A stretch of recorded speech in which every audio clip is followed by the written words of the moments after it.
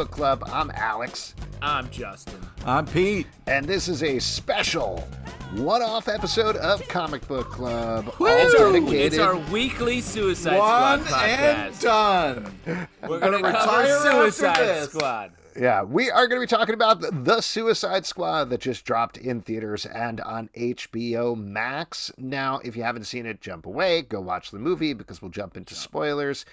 But first of all, did we all watch at home? Did anybody go to the theater to see this movie? Pete, I'm looking at you specifically. I'm a Maxinista, man. You know what I mean? I'm all about that HBO Max. You know, it's, Wow.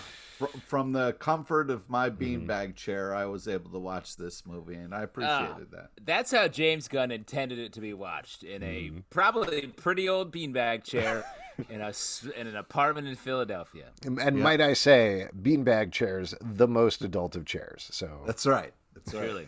The most comfy, hardest to get out of, but really comfy. Easy transition from I'll tell you work what, to play to bed.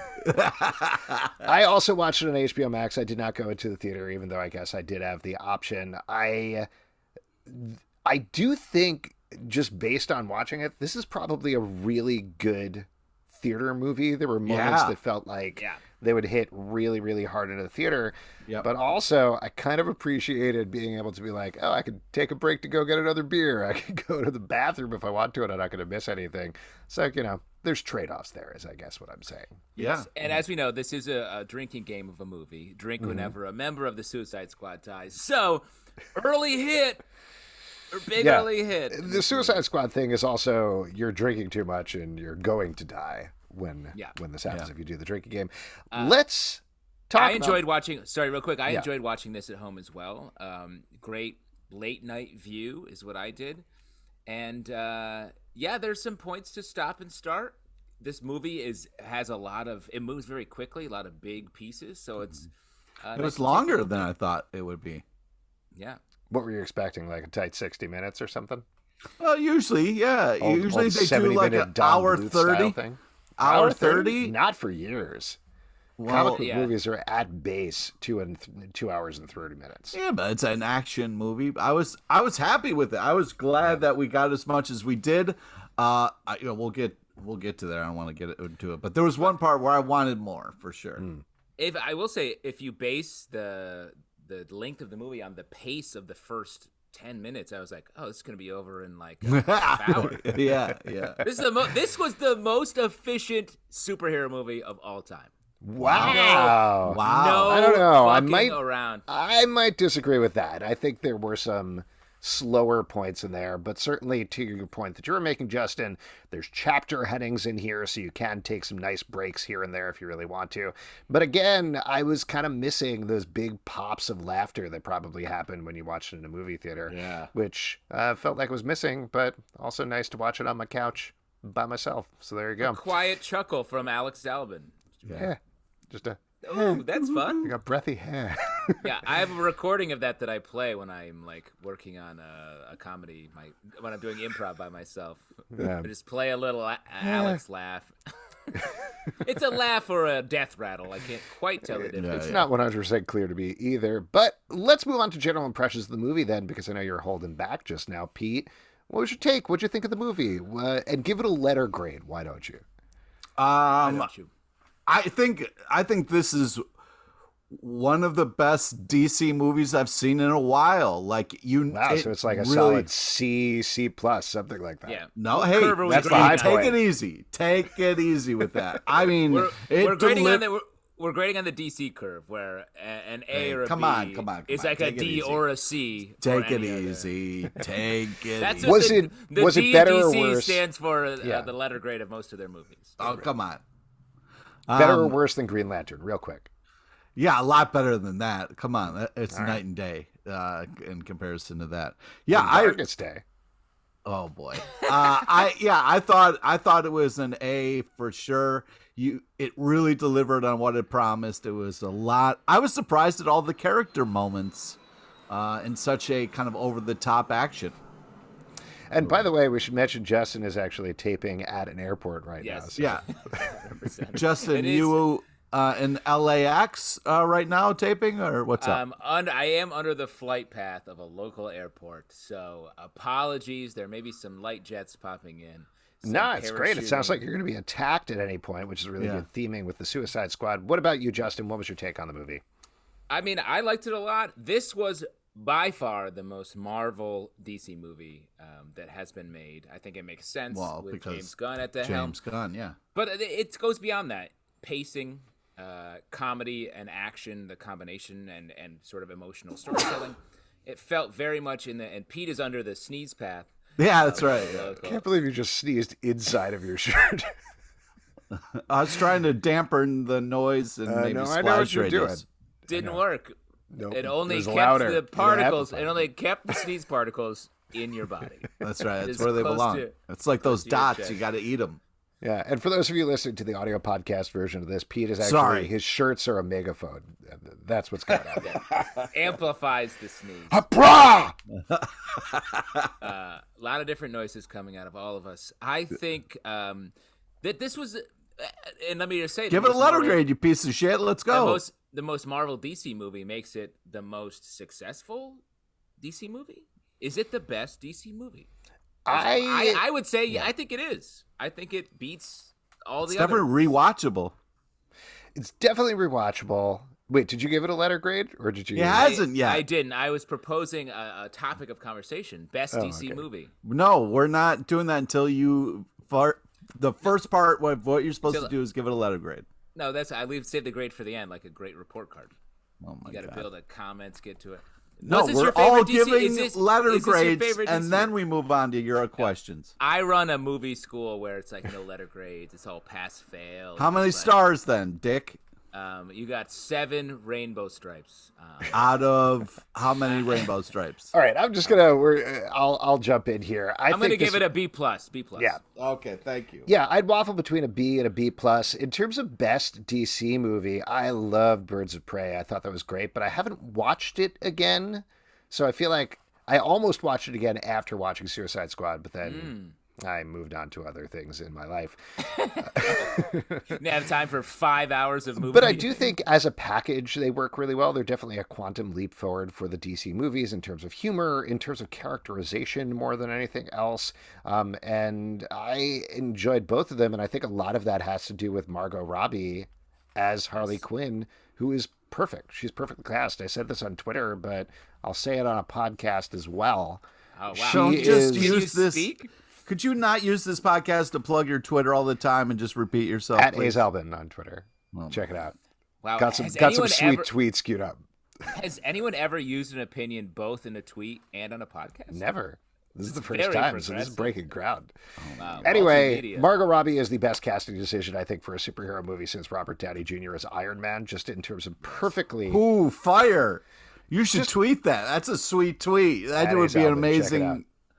Check it out tweet. At @AZalbin_sweet tweets. Anyway, she really makes the movie, but there's so many other good characters in here. I think Rocky's there unbelievable. were maybe down on it isn't even that's too strong for what I'm feeling, because I had a blast watching the movie. I thought it was super fun. I think it shirked a little bit on some of the emotional stuff, like it whiffled a little bit there, and there were points when. Short points, but points where it dragged. So I'd give it like a B, but still very positive. Like you said, very rewatchable. I enjoyed it quite a bit. What part dragged? I think there was some of the stuff in Corto Maltese when they were wandering around between the action sequences that just went on like a beat or two longer than they should have. It wasn't bad. I wasn't like, God, I'm bored out of my skull. It was just...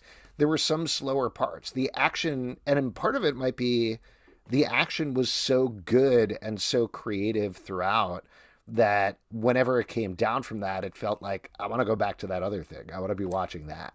Well, I think, because I was thinking about this, it's because we got there was a lot of separation, and so it felt a little bit episodic. Like we jump over to Harley's escape.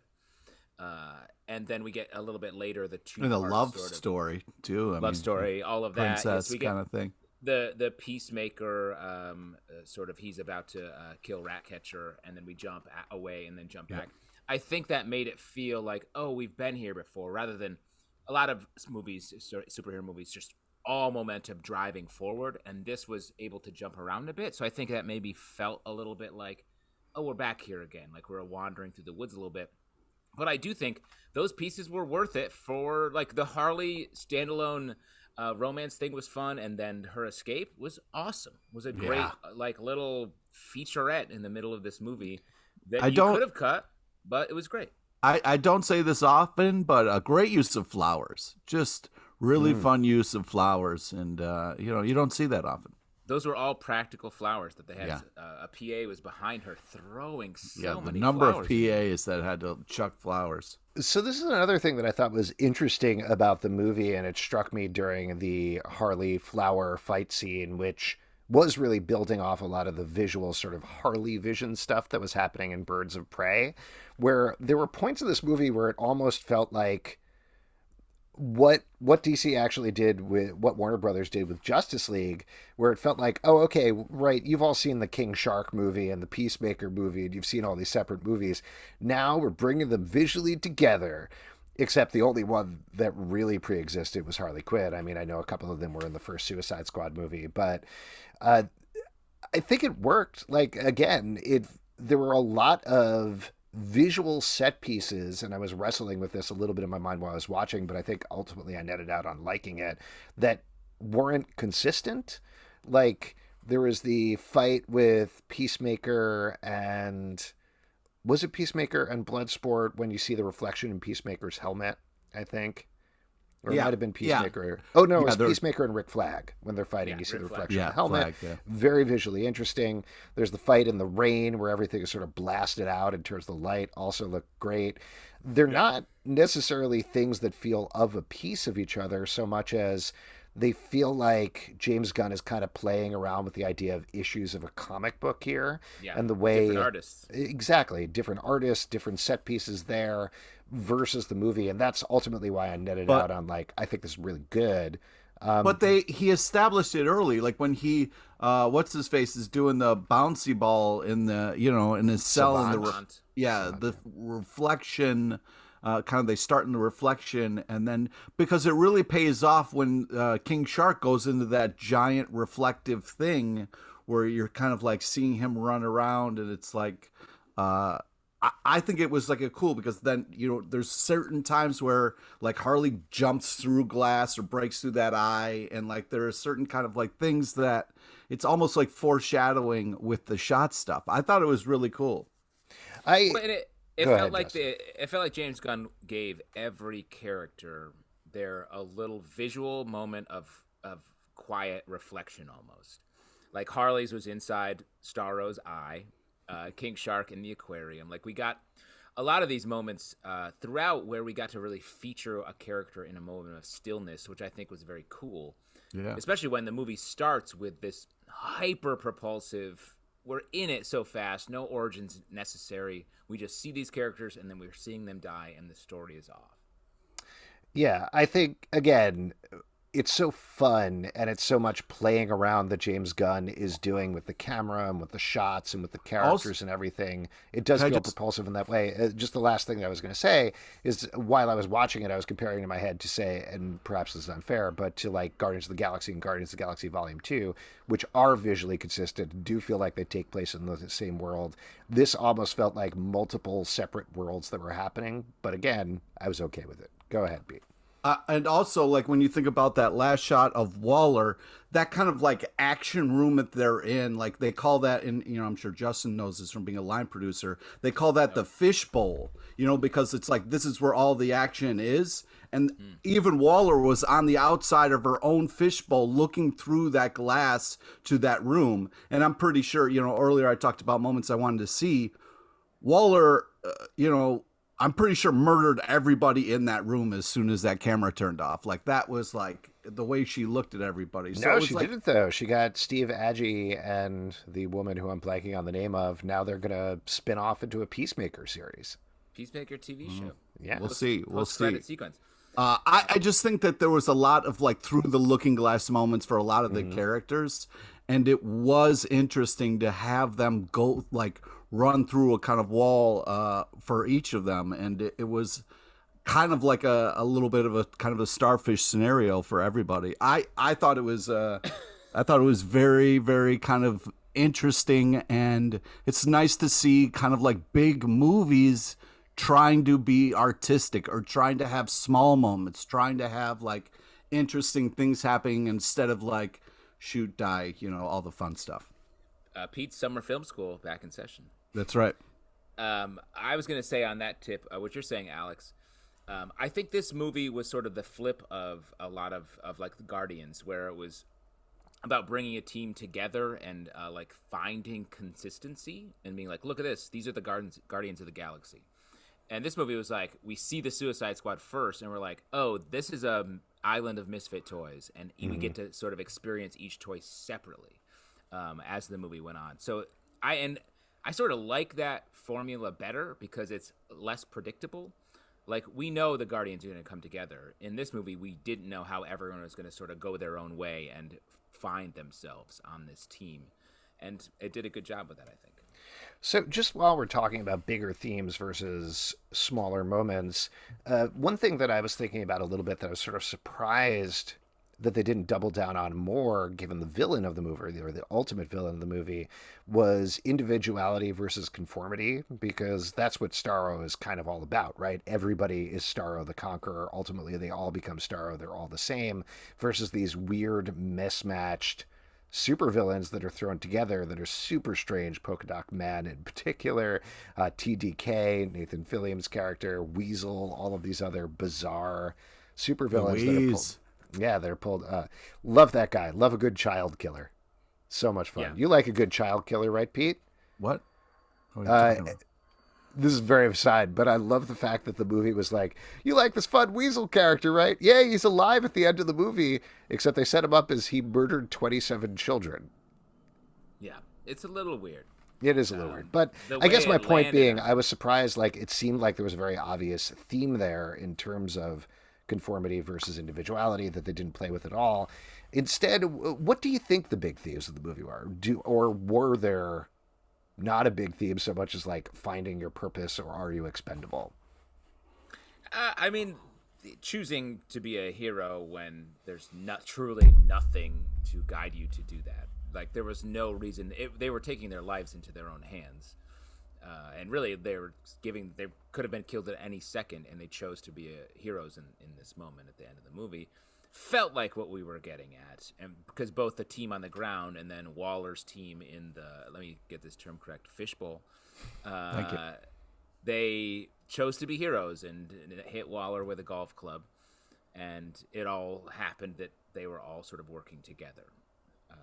So working together despite the odds is, I guess, what I would do as a theme. But I also would think the conformity versus individuality, I think the movie structure is giving us that. Like I was saying, like, we get to learn more about each character. They become individuals as the movie goes on, as the villain conforms all the people around them. Interesting. Well, let's talk about specific moments, or at least specific characters. Pete, who was your favorite? And I assume it was King Shark. Go ahead. Yep. I knew it. Yeah, you're done. Yeah, I was just going to do that hand bit. But just lean back. Pete falls asleep for the rest of the podcast. King Shark. I did what I was supposed to do. Yeah, I really. There was a lot of, and it was fun because they gave us so many weird characters, and you really got to kind of like run around with them a little bit. So it was interesting to see the use of the characters, the ones that died off that didn't get a chance. Well, maybe it's useful to say favorite character from the murdered squadron at the top. Oh, okay. Favorite characters from the rest of the movie. Oh, sure. I'm going to say Javelin was one of my favorites from the Murdered Squad, just because that moment where Harley Quinn was like, what? And then she's like surrounded and was like, he died before he can finish his sentence, was such a fun. And the Javelin came in so handy later. So it was. And you liked Weasel because of all the child murder, right, Peter? That's a fun thing that you discovered. And I'm happy that you got a bit that drives me insane because you like doing that. So congrats for you, but go fuck yourself. Oh man, we're kind of like a Suicide Squad in and of herself, and I know exactly how to blow up your head. Yeah, exactly. That's true. Alex has the buttons. It's tough to break them up from the different squads, but I was surprised how into the characters that I got. Specifically, like the ones that got me were Rick Flag when he died. I was very surprised that I was affected by that. Yes, And I agree that would be surprising. yeah, and also They Polka Dog Man, same thing. Like I think they did a good job of laying down the emotional groundwork there for both of those characters. Where I was bummed out that they died, and I think that's how you should feel versus the cannon fodder from the first scene. Well, I agree with Polka Dot Man. I thought a successful character where like weirdo outsider, powers that are helpful and interesting that you were sort of paying attention to throughout the movie. Emotional core, but also very strong comedic device that gave us a fun runner throughout the movie. Yeah, the mom stuff was very enjoyable. Seeing the mom in place of Starro was great. Just Great really payoff. fun What is execution. Bloodsport shouts? That's your mom, or go kill your mom. Yeah. Something It's like your that. mom. It's your mom. Very funny. Very well delivered by Idris Elba as well. Yeah. Even like the emotional stuff with Idris was surprising. You know, like he cried a little bit there. Yeah. It's hard to choose like what's favorite because they all got enough shine during the movie that it was like really hard to see some of them die. Even the stupid deaths, like it was a little rough. I also think they did a really good job of not letting Harley Quinn take over the movie, which I think would be a really easy thing to do. Granted, like we've already talked about, she got her own showcase right in the middle there on her own mission. And of course, James Gunn gave an interview saying DC would have been fine with him killing whoever, including Harley Quinn. I find that hard to believe. Yeah. Definitely. But at the same time, and Pete's going to get mad at me for saying this, but she didn't Iron Man it up, where it was Robert Downey Jr. taking over the whole movie and it being about him. Instead, she was part of the team dynamic. And granted, she got the killing blow on Starro. She did get her own showcase, but it Technically, felt like the rats got the killing blow. Sure, fair enough. Technically, she got the killing. Oh, I guess the rats did. You're right. Yeah. But regardless, like, she didn't take over. She was the right amount. Margot Robbie is great in the role. One of my favorite jokes of the movie is, I'm walking back and forth. The way she delivered that, very funny. It's great. Very fun. Idris maintains the role as the main character of this movie, or the emotional core. He's whose eyes we're watching all this happen through, and he doesn't also take too much focus where it's about him posturing. Like he's such a good actor. I think he's able to give focus to anybody who needs it throughout the movie. And I guess if I could say, Polka Dot Man, Harley, my favorites from the team that survived. Gotta give it up for Nathan Fillion and all that nonsense he was doing at the beginning of the movie. And it was funny to see Pete Davidson get iced. Pete Davidson trading on his own personality in a lot of the beginning of this movie, I thought was a fun use of him. Yeah. Yeah, absolutely. I thought all of those characters were great. Pete, why did you like King Shark in particular? Was it just the Sylvester Stallone voice, the fact that he's a big, lovable oaf who likes to kill things? Yes and yes, okay. For sure. Yeah, I think it's discovering the sly voice is a nice thing during the movie, a nice moment for people to be like, holy shit, that's Rocky. And it's one of those things where we've seen, King Shark in a number of different iterations.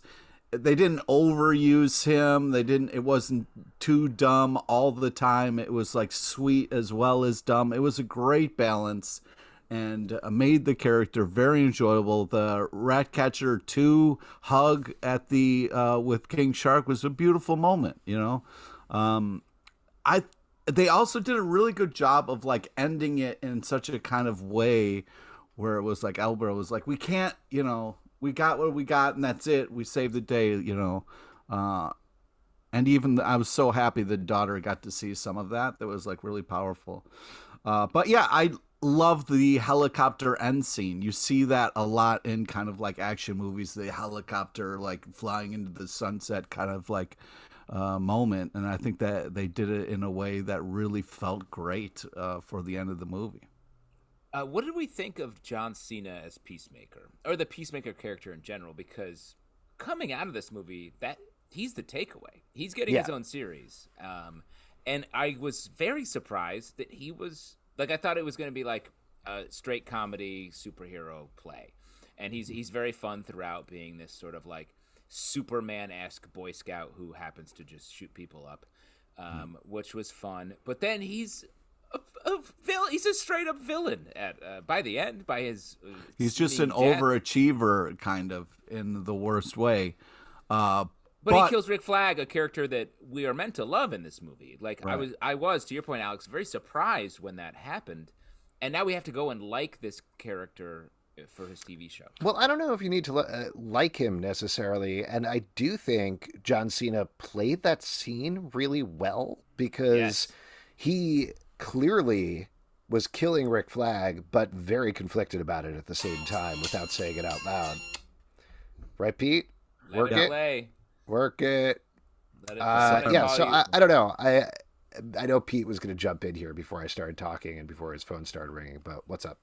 Well, I just think that, like, John Cena, like, did a good job. Like, it was because that part was written for Dave Bautista, but Cena did a good job of, like, adding a different layer to it in a kind of, like, weird, nerdy kind of way. Like, his, like, even when he was just in his tighty whities, like, it was funnier because it was John Cena. You know what I mean? Like, he has like a doofy look on his face, or like is able to show something that isn't too like, I follow orders. I don't care. I'll do it all for liberty. You know, like there was something extra about him that kind of really made that character like be conflicted in a way that we felt conflicted about. So like, they did such a good job with this character, like having a spin-off with him is like, oh, yeah, I would see more with this person. Even if they were wrong, we might get a different kind of thing of what we're going to see about this person.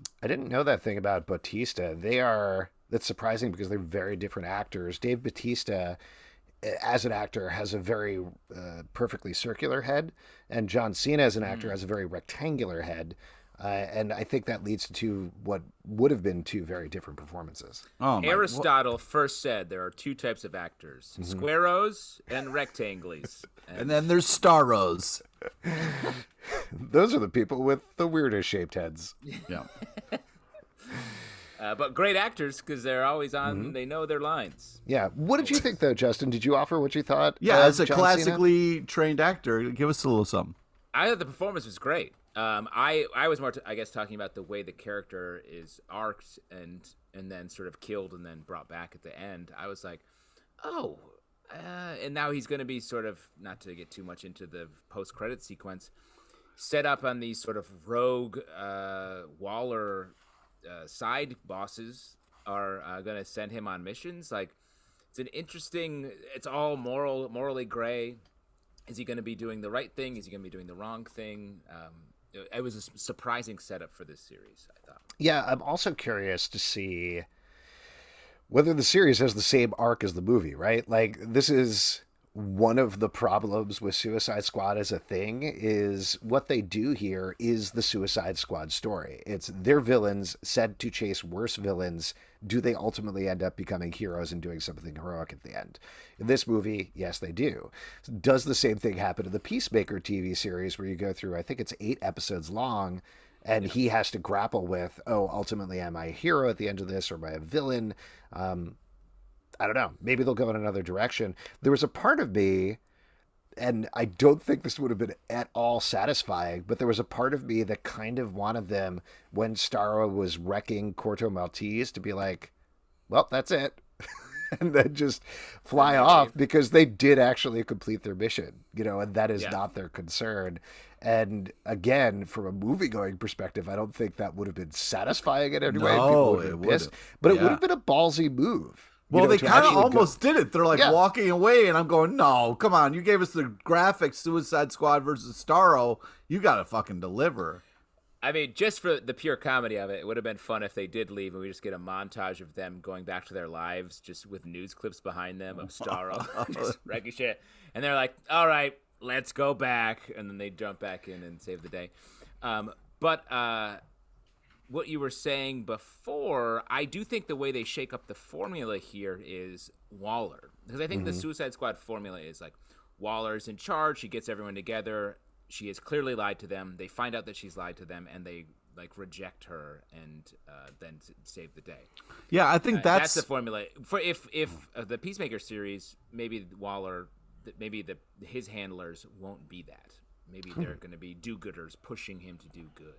I think that's what the message of the movie is you've got to really know who you're working for and what you as an employee are willing to do for a boss. You know what I mean? Like, it's really about knowing that dynamic, because a lot of people get in a situation, they think it's something else, and then, oh, surprise, it's a lot more evil than you thought.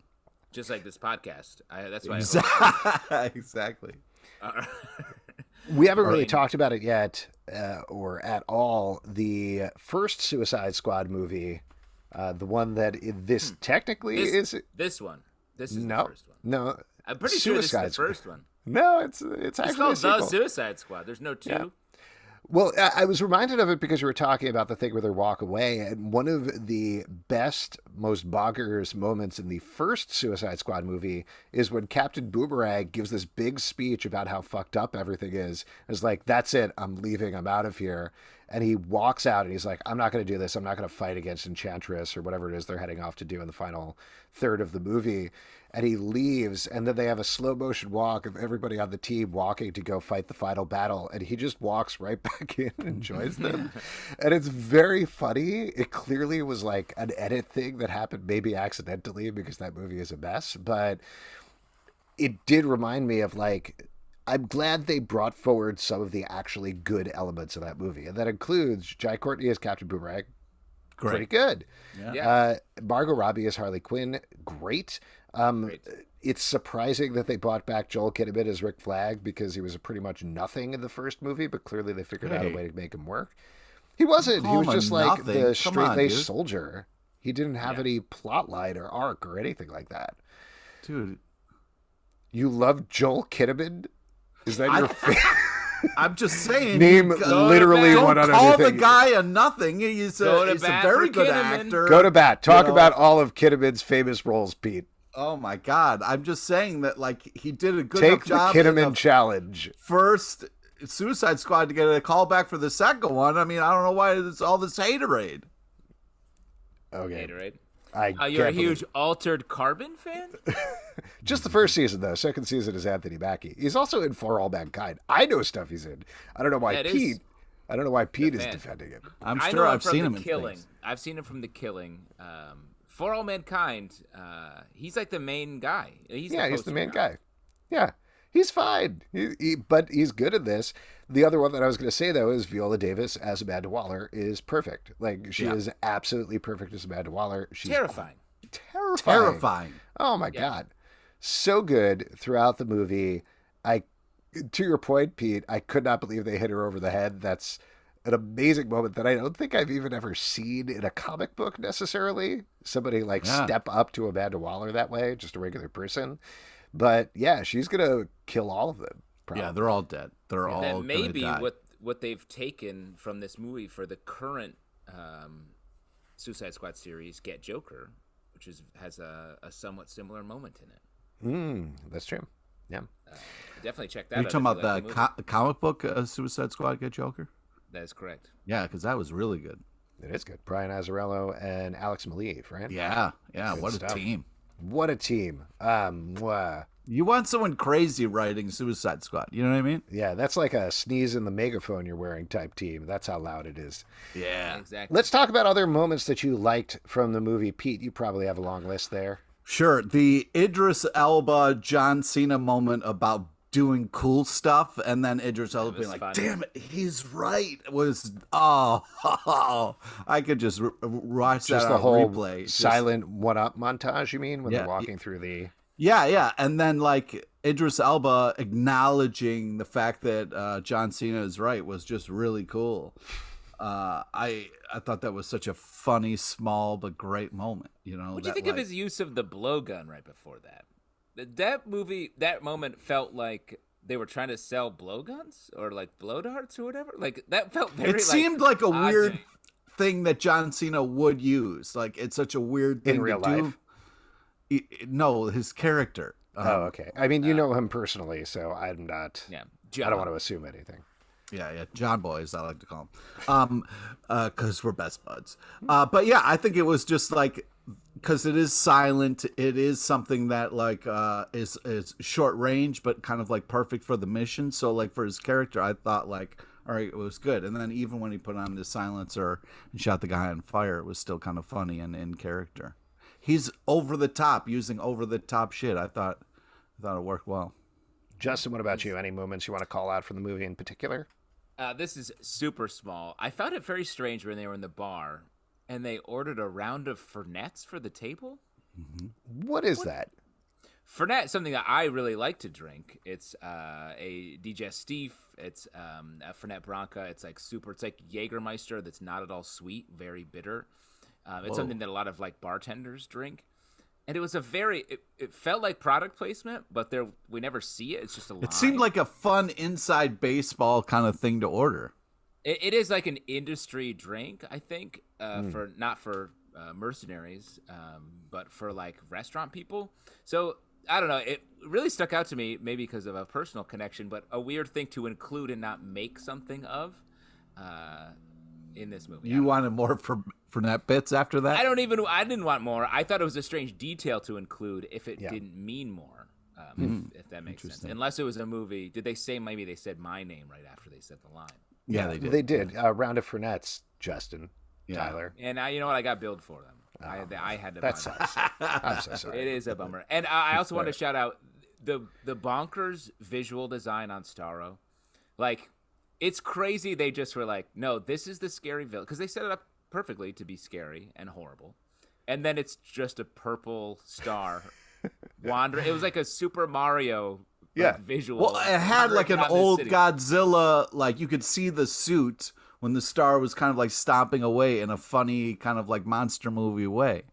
It was great. It was scary and goofy at the same time, which is very hard to pull off. Well, we talk about this all the time, but the fact that superhero movies have progressed to the place where you could have straight up Starro in a movie the same way he appeared back in the original Justice League appearance is great. I love that. And it worked, and it was a good villain at the end, even if it looked cartoony and ridiculous, you know? Yeah.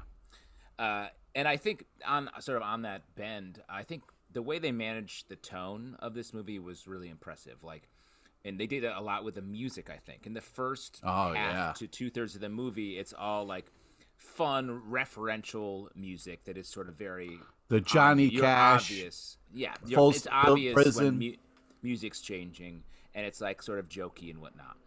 But then later, when shit gets serious, the music gets serious, and they're able to make that transition in a way that I thought was. It's hard to do that. It's hard to know just the right way to literally mix the sound choices to get to a point where we're still feeling emotion in a movie that is so broad as it is in the very beginning. I couldn't agree more, because like sometimes the music choice can really pull you out, and there has been DC movies where like the music is so weird you're kind of like, wait, what is happening? But yeah, it did such a good job of like getting you kind of more into what was happening and pull you in. And I mean, when the movie started and I heard Johnny Cash, I smiled and was like, this is going to be a fun movie. And they really deliver on that right from the start. One bit that I really liked was the character of Miguel, the regular guy who was tagging along with Milton. Sorry. Yeah. That had was a whole great conversation for like 3 hours about it. No, I love that when Harley calls Idris Elba Milton at the end. I was like, whew. that was what I wanted to call out. That was such a good joke, and how proud she is of remembering his name is great. But on the flip side, one thing that, and this is just the comic book fan in me that was a little bummed, I felt they could have done more with the Thinker. Peter Capaldi is so good. The Thinker is such a good, creepy villain, and he didn't do much thinking. Like, he didn't outthink anybody. He just had a bunch of stuff in his head, and he was a mad scientist. That was pretty much it. So I wanted a little more from that character. I wanted less. The creepy reveal of what he was doing to those people was too much. I wanted him. I would love that. I would love my choices taken away from me with a starfish from space, and also live forever. That's pretty cool. A lot of times I'll just lay a regular Earth starfish in my face and just see what happens. No way, man. See if I lose. But I agree with you. The Thinker was sort of a weird. He looked like a villain from the original Tick animated series, but he acted like a regular superhero movie asshole villain. I did really enjoy Harley's line of like, "Oh my God, I've always wanted to meet a werewolf." I thought that was such a fun line. Yeah. Before we wrap up here, any final thoughts on the movie? It's a bunch of movies in one. Like, you really are getting a lot for it. I would also, in case people are like, "Oh, should I see this at home or see this?" I would recommend. I saw it at home. I kind of really wish I saw it in the theater. It is nice to be able to have control over the movie, you know. But man, it would have been really cool to kind of see this in a crowded theater and get everybody's reaction. Yeah, Justin, what about you? Any final thoughts on The Suicide Squad?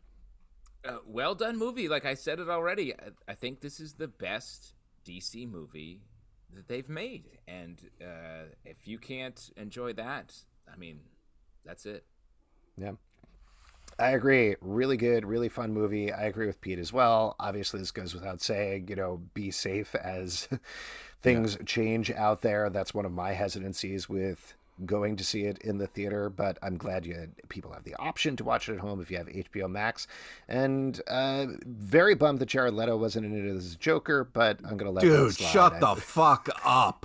That would have been awful. That's my Joker. That would have been awful. Yeah. Best cinematic Joker. We could have popped fuck him yourself. in if he was inside Starro at the end, and Harley was like, "Whoa." I did like Harley's tattoo, Property of Nobody, with like a Joker symbol on the back. In all honesty, and I probably should have said this earlier, but I really do like how James Gunn threaded the needle in terms of DCEU continuity or lack thereof there.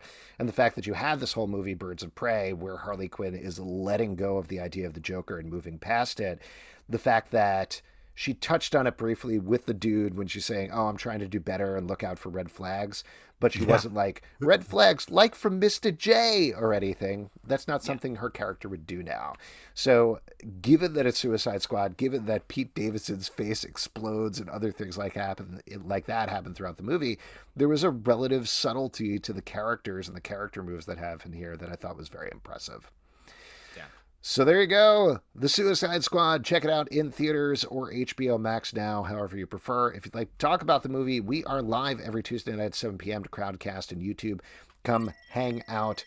We form our own personal Suicide Squad. That's kind of how it works. Oh, man. Exactly. Yeah. And who has the button? You. If you'd like to support the podcast, patreon.com/comicbookclub, at Comic Book Live on Twitter, iTunes, Android, Spotify, Stitcher, or the app of your choice to subscribe, listen, and follow the show. comicbookclublive.com for this podcast and many more. Until next time, I don't know how to sign this one off. Wow. I would say squad it up. I guess buy orange Crocs. They look super comfortable. Join Alex